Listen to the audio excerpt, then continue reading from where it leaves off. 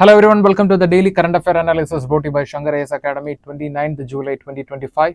Displayed here are the list of topics that we will be discussing today. The first topic, wood spider and 4 wasp species. So recently the Zoological Survey of India in Kolkata, they discovered four wasp species, 4 parasitic wasp species and wood spider species from the Sagar Island, which is located in Sundarbans biosphere. And the next is Lenacapavir and HIV pre-exposure prophylaxis. So recently, the United States Food and Drug Administration approved the use of Lenacapavir to prevent the HIV, and currently the European Union is also considering the same. And the next article, CBI. So recently, 3 people got arrested by the CBI in cybercrime. So in this background, we will be discussing some of the key facts regarding the Central Bureau of Investigation. And the fourth article, Gangaikonda Cholapuram. We know that recently the Prime Minister Narendra Modi celebrated the birth anniversary of Rajendra Chola first in the Gangaikonda Cholapuram temple. So in this background, we will be discussing some of the important facts about the Cholas, especially the Rajendra Chola, and we will also see some of the important facts about the Dravidian style of temple architecture. And the last article, that is International Court of Justice Climate Obligation Verdict. So recently, while responding to a resolution given by a group of small island states, the International Court of Justice said that it is obligatory for the nations to protect the people from the harm of the environment. And the court also emphasized that this is not just a moral responsibility but a legal responsibility, emphasizing the importance of a 2015 Paris Agreement. So in this background, let us begin our discussion with the first article. Zoological Survey of India scientists discover a wool spider and 4 wasp species from West Bengal. The article is taken from The Hindu. So recently, the researchers from the Zoological Survey of India discovered a wool spider species known as Piratula acuminata, and they also discovered 4 parasitic wasp species from West Bengal. So let us discuss more about this news article from the prelims point of view. So first we'll start with the spider. So the spider belongs to the genus Piratula, and they belongs to the species Acuminata. Therefore, the scientific name of this wool spider is the Piratula acuminata, and they were discovered from the Sagar Island, which is a part of Sundarbans biosphere. And the Sagar Island is actually an estuarine mudflat. We know that estuaries are the ecosystem where the fresh water meets the salt water, and mudflats are the another ecosystem. They are mostly found in the end course of the river because of less velocity and more deposition. And coming to the genus Piratula, they belongs to the genus Piratula. This is the first time that we are reporting the species, this genus in India. And the study regarding the spider was published in Zootaxa, a peer-reviewed journal. Coming to the key traits of the spider, they are medium-sized spiders. That means the size ranges between 8 to 10 millimeter, and they are mostly active in the night. That means they are nocturnal, and they are ground dwelling and ambush predator. That means unlike other spiders, these spiders do not have web.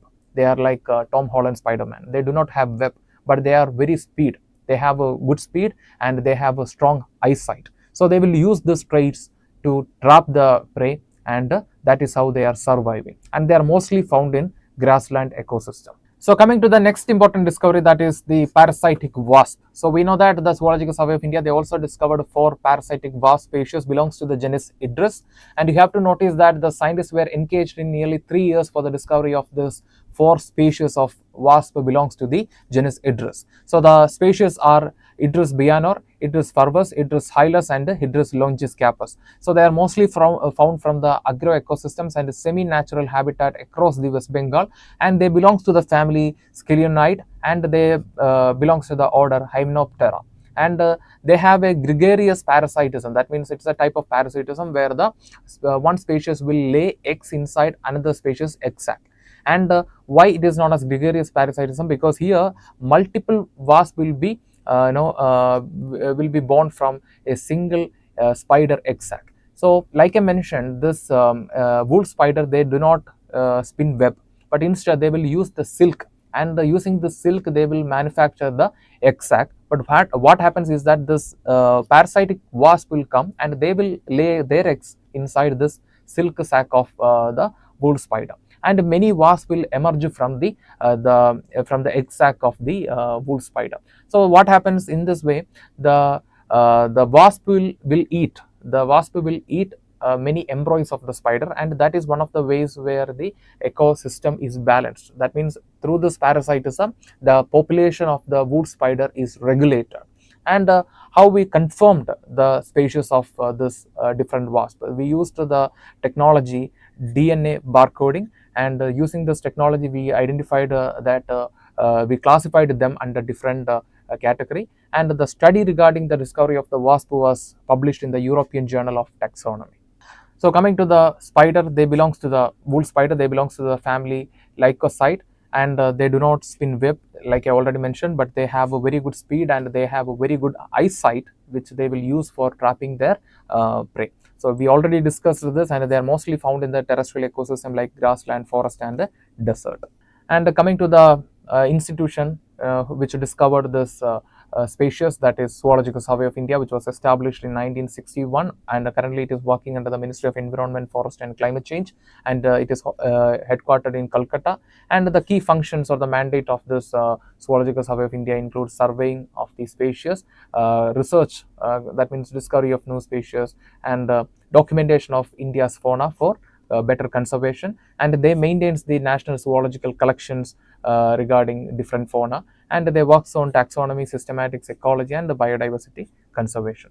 So simply they will research, they will find new species, and at the same time they will engage in researching how to conserve or protect these species, and at the same time if they are extinct, they will also, if they are at the risk of extinction, they will do research for the preservation or documentation of the fauna.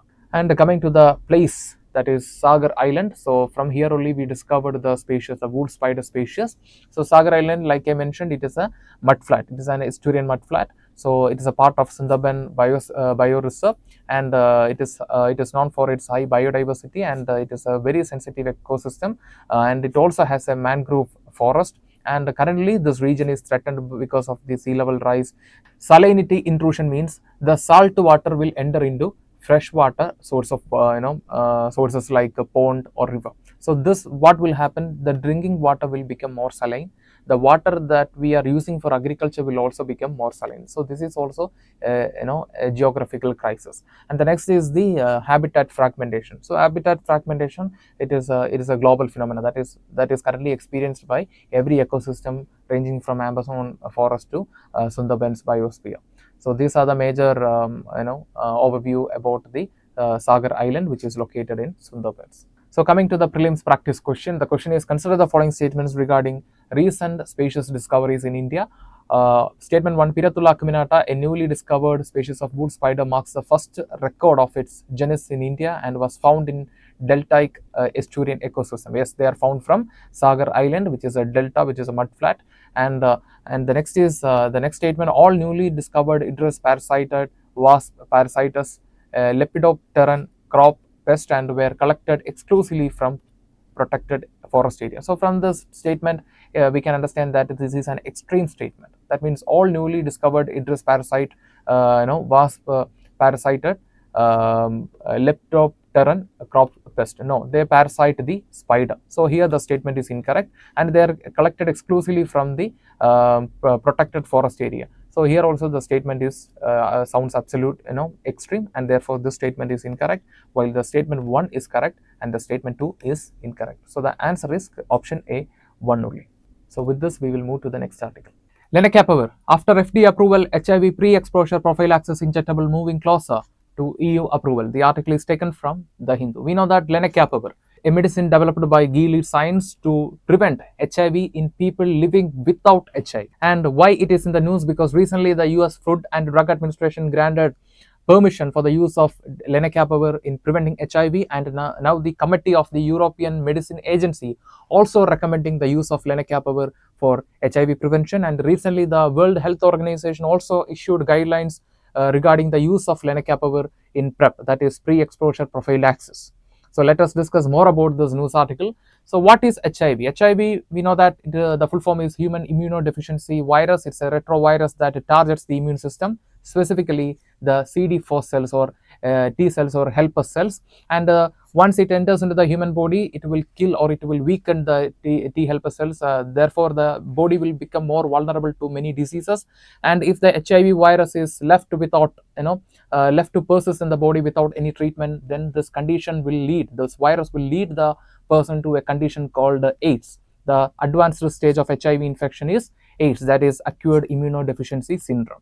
If the viral load is too high, if the person is not receiving adequate treatment and care, in that case only this condition will lead to HIV. But these days we can see that due to the developments in the medical science, there are people living with HIV. They are living a healthy life. And coming to the modes of transmission, we can see that the usually it is transmitted during the time of unprotected sex with the infected person. And blood transfusion is another major reason. If a person is receiving blood from infected donor, or if a person is receiving organ from an infected donor, in that case also the HIV can be transmitted, and the sharing of needles can lead to spread of HIV. And if the mother is infected, then in that case the child may also has a chance of getting HIV. And there are these days, due to the development of medical science, we can still see that the couples living with HIV giving birth to child without HIV. And we have to note that the HIV cannot be transmitted through hugging, shaking hands, sharing foods, or mosquito bite. And coming to the technologies or methods that we are using to diagnose the HIV, the first is the ELISA test. This is a primary test to identify if there is any infection present in the person. And once the screening is over, then we will use the technique called Western blot. So this is the confirmatory test. That means using the technique we will separate the protein. That means we will separate the protein from the blood, and if there is a presence of HIV antibody still in the blood, in that case we can confirm that this person is HIV positive. And next we have the polymerase chain reaction test. So this is used to detect the viral presence of viral RNA in the people, and this is mostly used for early detection, especially in infants. And next we have another technique, that is counting the strength of CD4 or T helper cells. If the viral load is very high, in that case the immune system will be very weak. So this method is used to monitor the people living with HIV. So we know that the persistent high viral load in infected people can lead to the condition AIDS. So we will monitor them, so the people living with HIV, to save them from getting into the advanced stage of AIDS. And coming to the treatment of HIV, we know that usually antiretroviral treatment or ART is used for managing the condition. So ART therapy means it uses the combination of different drugs to suppress the viral load in the person's body, and the person has to go through the therapy for lifelong, and it is not a curative method, but it is a managing method. And with this therapy, if they are getting this therapy on time, then the person can live healthy. And the next is the key drug that we are using for drug classes that we are using for treating the or managing the HIV includes the nucleoside reverse transcript inhibitors, non-nucleoside reverse transcript inhibitors, protease inhibitors, integrase inhibitors, and also capsid inhibitors. For example, Lenacapavir. It can be injected easily, and the effectiveness of the Lenacapavir will be there for nearly 6 months. That means a person has to get this medicine at least twice in a year if they are at the high risk of developing or getting HIV. So coming to the preventive strategies. So we know that generally we have a lot of preventive strategies. For example, keeping healthy lifestyle, avoiding unprotected sexual contact with the anonymous people, or avoiding from sharing needles or reusing needles. So these are the general strategies. But apart from all this, we have certain methods for preventing the HIV that includes the pre-exposure prophylaxis. So the Lenacapavir, this medicine is used for pre-exposure prophylaxis. That means if the people if they have no HIV, if the people are living without HIV, but they are living in a region which has a risk of developing HIV or getting infection, in that cases we can use the pre-exposure prophylaxis. So pre-exposure prophylaxis, for example, there is a medicine called Truvada. So this medicine, it's an oral medicine that is used for PrEP, that is pre-exposure prophylaxis. But the thing is that this medicine's effectiveness will be there only for 24 hours. That means every day the person has to take the medicine. But the Lenacapavir is not like that. The effectiveness of the Lenacapavir will be there for nearly 6 months. So that means the person has to take at least twice in a year if they are at the risk of developing HIV, or if they are living in a region which comes under the risk of getting infection. And the next we have the PrEP, that is post-exposure prophylaxis. So for example, if a person got into a situation where there's a chance of getting infection. In that cases, within 74 hours we can administer this medicine for preventing or preventing the virus from getting into the body. For example, if a person got into blood transfusion, and there was some mistake or there is some doubt, in that case within 72 hours he can use the medicine which is used for post exposure prophylaxis, and that has to be used within 72 hours. And coming to the certain global programs regarding the HIV prevention, first we have the UN AIDS that aims to coordinate a global response towards HIV. So now we are moving with a target that is 95 95 95 target by 2030. So what does it mean by 95? So 95 means 95% of the people living with HIV know their status. So that means knowing the status is very important, because if they're not taking medicine, if they're not getting adequate care, in that case the viral load will increase. In that case there's a chance that the condition may lead to AIDS, and 95% of them are getting treatment. So for that we need more investments, we need more infrastructure development, and 95% of the people living with HIV should be virally suppressed. That means the 95% of the people living with HIV should have viral rate should be very low. And India specific projects, we have a national AIDS control organization working under the Ministry of Health and Family Welfare. They launched the national AIDS control program in 1992, and coming to the current phase we are in 5. That means the phase 5 is between 2021-26, and which is aiming to end the AIDS as a public health threat by 2030. So in global level we have a 95 95 95 program, and that is aiming to reduce the HIV rate by to lowest level by 2030. And the National AIDS Control Organization also launched the National AIDS Control Program, which was launched in 1992, and currently we are in the phase 5, and the phase 5 is between 2021-26, and now we are aiming to reduce or end the AIDS as a public health threat by 2030. So remember this date, these dates are, or these years are very important in the prelims questions. And coming to the Lenacapavir. Lenacapavir, it's a capsid inhibitor approved by the United States Food and Drug Administration in 2025, and now the European Medicine Advisory, the committee also recommended for the approval of this Lenacapavir for PrEP. And it has to be injected twice, and it is more friendly. That means, for example, like I mentioned, Truvada has to be used orally every day. The effectiveness will be only for 24 hours, but that is not the case of Lenacapavir. And now 4 Indian pharma companies got license for manufacturing of the Lenacapavir, and like the Lenacapavir, we also have another medicine, that is Cabotegravir, so which is used bi-monthly. That means every month they have to receive twice 2 injection, and it is already used in various countries. And now the WHO, they issued the guidelines regarding the inclusion of Lenacapavir in fighting the HIV. And India also conducted safety trials for Lenacapavir, and now we are moving forward with the the National AIDS Control Program phase 5, which is aiming to eliminate the AIDS as a public threat by 2030. So regarding this, we have a prelims practice question. The question is, with reference to the human immunodeficiency virus, consider the following statements. Statement 1, capsid inhibitors like Lenacapavir target viral RNA directly to prevent its integration into host DNA. Statement 2, the National AIDS Control Program in India is coordinated by the Ministry of Women and Child Development. No, this statement is incorrect. Capsid inhibitors like Lenacapavir target the viral RNA directly to prevent its integration into host DNA. This statement is also incorrect. Therefore, the option D is the correct answer. Let's see. So with this, we will move to the next article. CBI arrest 3 in cybercrime case. The article is taken from The Hindu. So recently, 3 people got arrested in cybercrime case involving 3.81 crore mule account.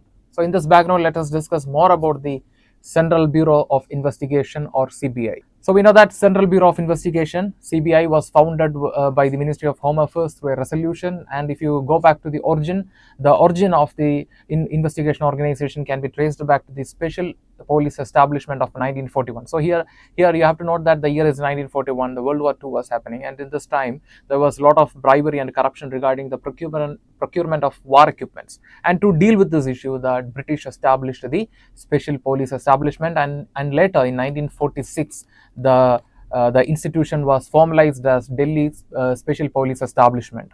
And after in 1963, through passing a resolution, the Ministry of Home Affairs established the CBI. And coming to the parent agency is the Ministry of Personnel, Public Grievance and Pension, and the motto of the investigation organization is industry, impartiality and integrity. Coming to the CBI jurisdiction, they can investigate the cases involving corruption and economic offences, because primarily it was established for that only.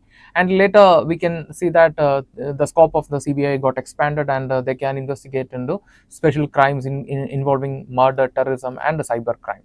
And they can also investigate into the cases in states if with the consent of the state. If the state seeks the support or seeks the help of the CBI, in that case the CBI can investigate the cases under the state, or they can also investigate the cases with the special order from the court.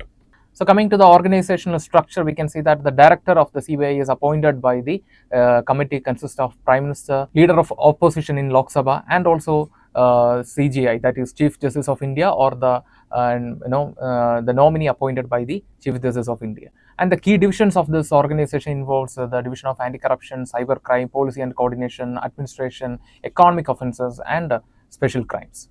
And coming to the legal powers of CBI, so we can see that it was established in 1963 through the resolution passed by the Ministry of Home Affairs, but the legal backing is provided by the Delhi Special Police Establishment Act of 1946. So this formalized the Special Police Establishment of 1941, and it needs state consent for investigation within the state. So if there is a for example, if there is a murder happening in the state, and this murder has triggered many political issues and pressure, in that case if the state police also failed to find any evidence regarding the crime, in such cases the state will seek the support from the CBI. And in that case, the CBI can come and they can investigate in the murders or any crimes within the state, and they cannot act suo motu. That means with their own decision they cannot come and act. So coming to the prelims practice question. So the question is, which is not a division of CBI? So which is not a division of CBI? Option A, Cybercrime Division. Option B, Policy and Coordination Division. Option C, Economic Offences Division. And option D, Narcotics Control Division. See, the Narcotics Control Division is not coming under the CBI. Therefore, the correct answer is option D. Narcotic Control Division is not working under the Central Bureau of Investigation. So with this, we will move to the next article. Today, TN visit, PM Modi offers prayer at a Chola temple. The article is taken from the Times of India. So recently, Prime Minister Narendra Modi celebrated the birth anniversary of Chola Emperor Rajendra I at the Gangaikonda Cholapuram temple, which is located in the Ariyallur district of Tamil Nadu. So in this background, let us discuss some of the key features about the Gangaikonda Cholapuram and the Dravidian temple architecture from the prelims point of view. So first we are going to start with the personality behind the Gangaikonda Cholapuram. That is Rajendra Chola I, who ruled the Chola Empire from 1014 to 1044, and this time the Cholas became the imperial Cholas, because the influence of the Chola Empire was not limiting in South India, it was not limiting in India, it even expanded to South and Southeast Asia. So for example, the best example that we are witnessing before our eyes these days is the ongoing conflict between the Thailand and Cambodia. One of the primary reasons behind the conflict between Thailand and Cambodia is the location of a Shiva temple between the two nations. How the Shiva reached Southeast Asia, how the temple architecture reached the Southeast Asia. Here comes the legacy of the Chola rulers. And you can also see that the Rajendra himself had a lot of titles like Gangaikonda and Kadaram Kondan. So the Gangaikonda, this title was assumed after he defeating the Pala rulers of Bengal, and to mark his victory, he established the Gangaikonda Cholapuram city, and he developed the Gangaikonda Choleshwara temple, and he adopted the title Gangaikondan. And similarly, he had another title, that is Kadaram Kondan.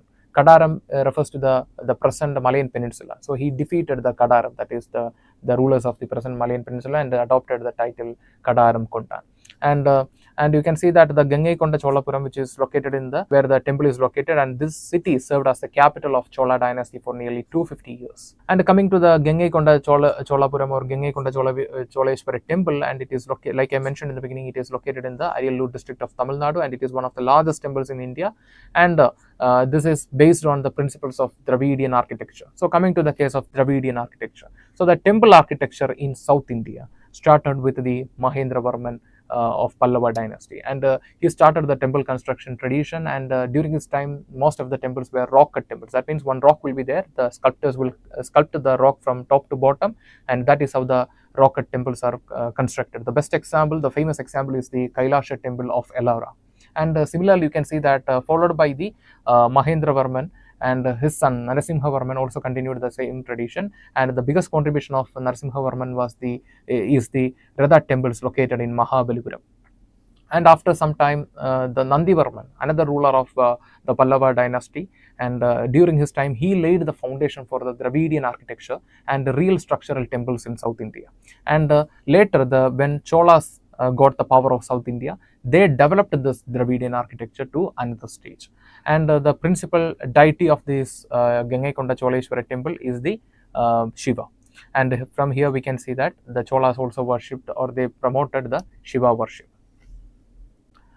And here you can see the diagram of Dravida style of temple architecture, or Dravidian style of temple architecture. We will discuss some of the features. So first here you can see the Gopuram. Gopuram is the gateway to the temple, and next here you can see the Vahana. So Vahana is the vehicle of the god, and here you can see the god, and the god is placed inside the Garbhagriha. And here you can see the Mandapa. Mandapa is the assembly hall where the people will gather to pray to the god. And here you can see the pyramid-like structure, curvilinear pyramid-like structure, which is known as Vimana.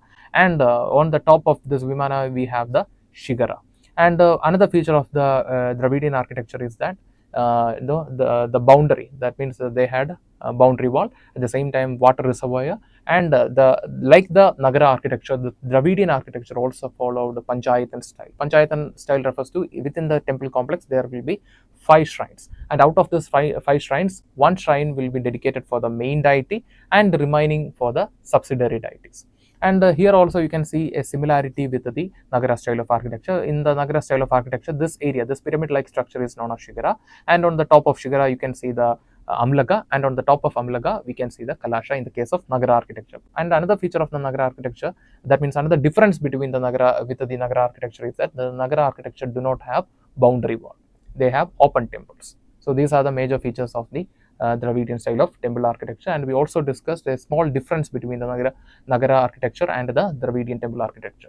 So coming to the prelims practice question, the question is, consider the following statements. The statement 1, Cholas, Cheras and Pandyas were referred to as Movendar in Sangam literature. Yes, this statement is correct. They are called as Movendar.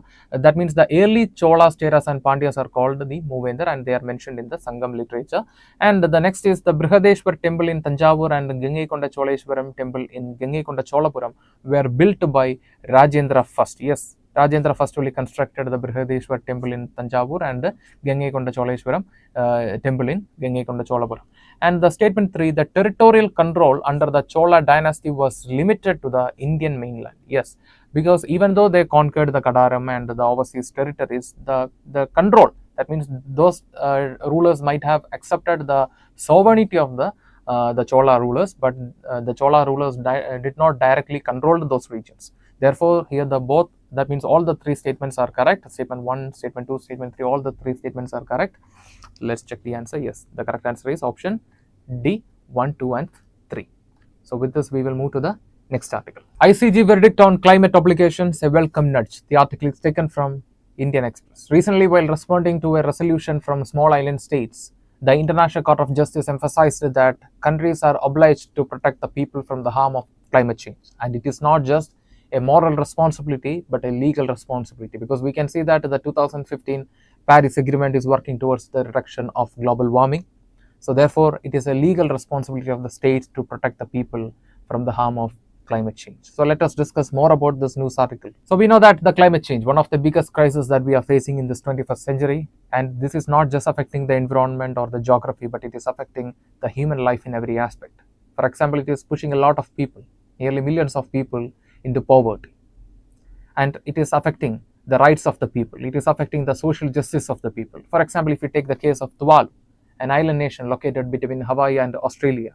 Recently, this nation is suffering from the rise of sea level. But here we have to congratulate their big neighbor Australia, because Australia brought a small reform in their visa policy, saying that every year nearly 100 people from the island nation Tuvalu can migrate to Australia. And look at here.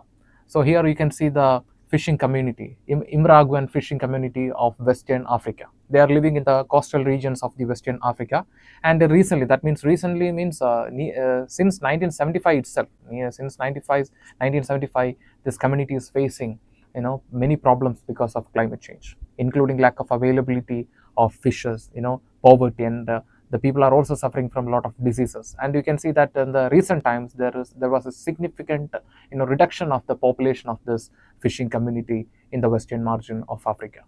So you can use these examples as a case study while writing a mains answer regarding climate change. And coming to the International Court of Justice, it's a principal judicial organ of United Nations established in 1945, and it is headquartered in Hague, which is in Netherlands.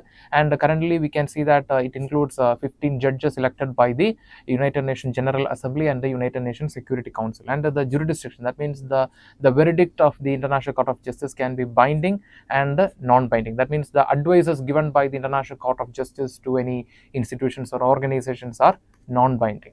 Coming to the key functions of the International Court of Justice, it interprets the international law. For example, in the case of the news article, we can see that while responding to the resolution from the small island states, the court emphasized that as per the Paris Agreement of 2015, it is not just a moral responsibility, but it is a legal responsibility of the nations to protect the people from the harm of the climate change. And the next function includes settling disputes between the states. For example, Kulbhushan Jadhav case. So Kulbhushan Jadhav, he was a Navy officer, and in 2016 he was arrested by the Pakistani officials, saying that he engaged in spying, and he was and the Pakistan military court, without giving any chance to Kulbhushan Jadhav to prove his innocence or to hear his side, the military court ordered to execute him. And this time India approached the International Court of Justice, and later the International Court of Justice said that the Pakistan has violated the international law, and the Pakistan also violated the rights of Kulbhushan Jadhav, and there was a temporary stay in the execution of Kulbhushan Jadhav. And in 2021, I think in 2021, the Pakistan filed, they brought a reform allowing the Kulbhushan Jadhav to meet the council or listen to his side. And you can see that Dalbir Bandari, so he is currently serving as a judge in International Court of Justice. And it also provides, coming to the function, it also provides legal clarity to the UN bodies. So the advisory jurisdiction of the International Court of Justice. So, but it is not binding. And coming to the 2025, this climate verdict, so the court emphasized that the nations are obliged to protect the people from the harm of the climate change. Therefore, it is not just it is not just moral responsibility, but also the legal responsibility of the states. So here the court emphasized the Paris Agreement and its objective of limiting the global warming by 1.5 degrees Celsius above the pre-industrial level. And the next is it also supports the common but differentiated responsibilities. We can see that the common but differentiated responsibility, because the developed nations, in the past they were responsible for emitting large amount of pollutants to the atmosphere. And if you look the today's scenario, we can say that irrespective of the past, the nations, especially the middle and the low income countries, are suffering the most. Therefore, the court also emphasized this principle, common but differentiated responsibility, and this I hope that we can hope that this will pressure the developed nations to take more measures to protect the environment and to combat the climate change.